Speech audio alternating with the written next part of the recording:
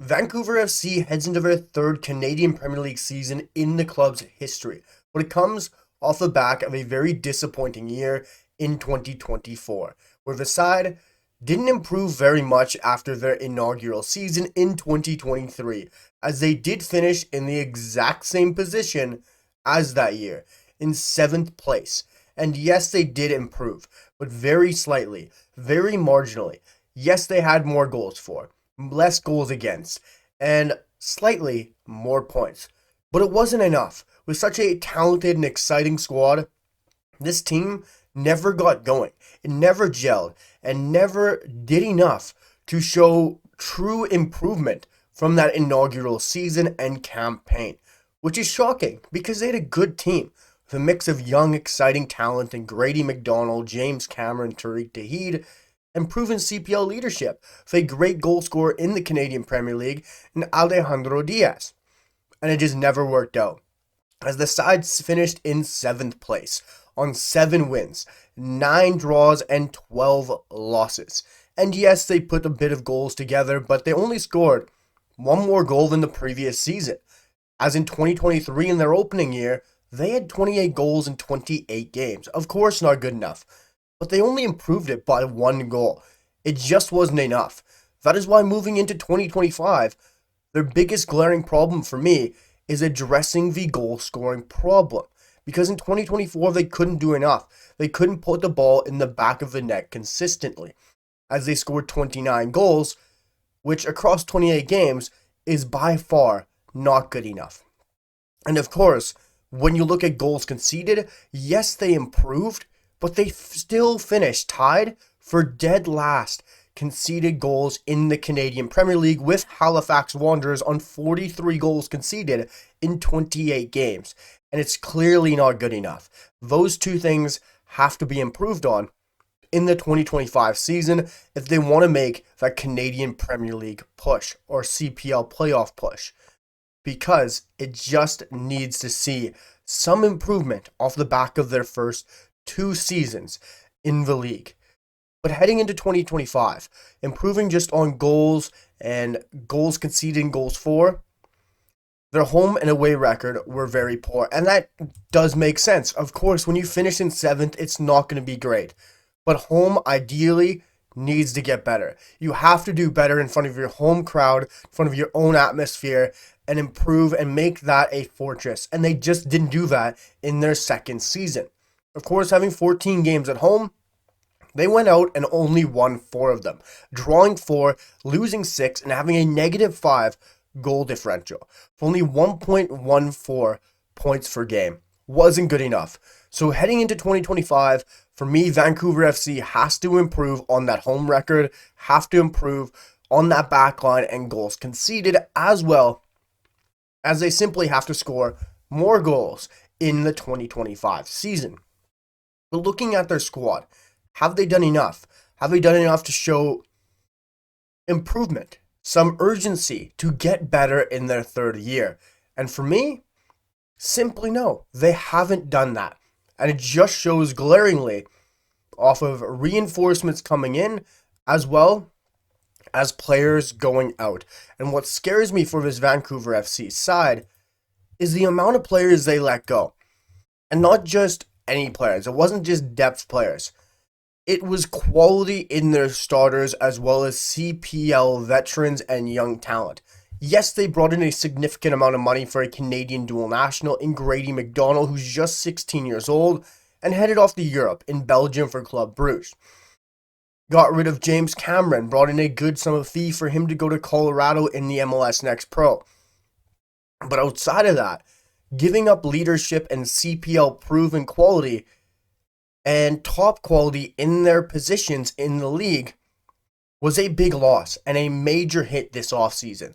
Losing players like Moses Dyer, Rocco Romeo, who I really like at center back, as well as Olivier Romans, losing Caden Chung, Gabriel Bitar, Kembo Kibato, as well as a few others in Austin Ritchie, Mateo Campagna, and 2 veterans, proven leaders who have been all over the league in Ben Fisk and Nico Gianstopoulos, who both retired. Those are major losses. Yes, they aren't top CPL players who are the better players throughout the league, but they lost some major players and some key players and some fan favorites. And being able to recover from those is a big ask for a team going into their third season and losing a huge chunk of their most important players and key players in that squad. So I just don't see how they look to improve on seventh place and really look to improve on their back line, their chemistry, their philosophy. It's a big ask for Ishmael Godby in this season. Yes, it's a project, but when you completely blow it up in the offseason and don't really improve on it, it's a tough ask for any manager, but more so in a manager going into his third season in the Canadian Premier League and for a side that didn't even prove last year. What they did was nothing significant, bringing in Terran Campbell as well as the likes of Kunle Dadaluk. They're only two significant signings in my opinion. And that's just not enough. Yes, Kunle Dadaluk is a fantastic right back, has so much electricity, pace, dynamism on that side, and especially going forward, Terran Campbell is very exciting as well. But they're not enough. When you lose all of those players, a lot of midfield depth, you lose forward attacking prowess. Yes, those forwards didn't score many goals last year, but it's still a lot of attackers to lose in a key third season when you have to go out and prove yourselves in the league. And this side, with losing so many players, yes, they've brought in academy players, yes, they've brought in players throughout the U Sports draft. They haven't brought in enough depth as well, in my opinion, compared to other sides within the Canadian Premier League. Every other team in the league has, for the most part, gone out and addressed their problems, have looked to improve on where they were last season. And yes, other sides have, of course, lost big players, but they've improved in other areas. They've brought in depth. And Vancouver FC have brought in two good players, of course, but haven't done the most to go out and really make a statement signing to improve on seventh place. And for me, for a standout player, what I'm looking for next season is for Vancouver FC to show improvement, to show true improvement. Yes, there was that marginal improvement last season from their opening season, but it wasn't enough. That clearly is an improvement. Having one more point than your previous year isn't really much of a difference. Having one more goal scored than your previous opening year isn't difference at all. And Ishmael Gopti has to do his most and has to do a lot to improve on this side. But at the bare minimum, has to show clear improvement within this squad and the ability to play better football, to score more goals, and to have a more solidified back line in 2025.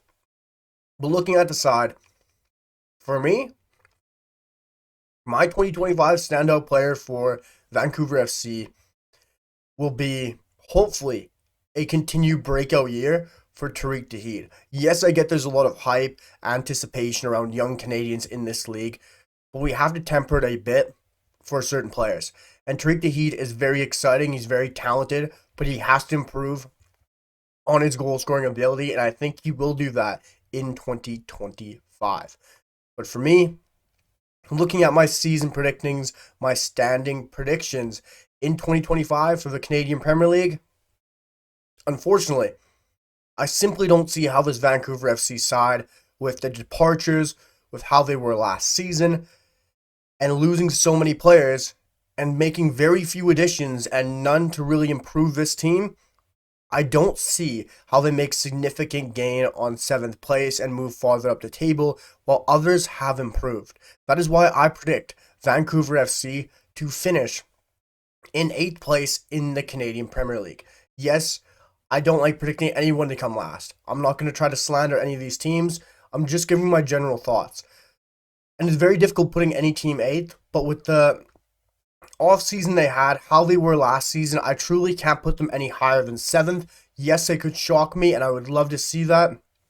And that is what a competitive Canadian Premier League will give you: surprises, shocks, and excitement. and hopefully Vancouver FC will do that. But for me, I have Vancouver FC finishing this season in 8th place. But let me know your thoughts, predictions, and comments down below, as well as smash that like button. Really helps with the video as well as the channel. And make sure to hit that sub button, guys, and let's continue to move to 600 subscribers. I'll see you for the next one. Peace.